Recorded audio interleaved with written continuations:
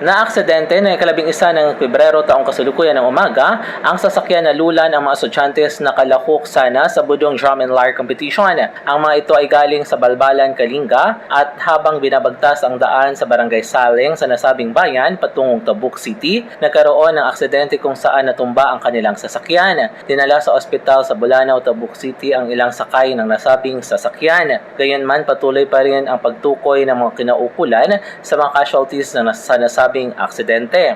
Sa ngayon ay iniimbestigahan na ng otoridad ang sanhi ng nasabing aksidente. Bagamat isa sa tinitingnang dahilan ay ang madulas na kalsada dahil sa pag-ulan. Kasalukuyan ngayon ang selebrasyon ng 30th founding anniversary at 6th Budong Festival kung saan ay may mga nakalinya na mga aktibidad na kalahok ang iba't ibang bayan ng lalawigan. Ang tema ng pagdiriwang ngayong taon ay Rooted Culture, United in Progress, Luminawa, Kalinga. Mula dito sa Cagayan, MG de la Cruz para sa Radyo Alternatibo, Balita Nationwide.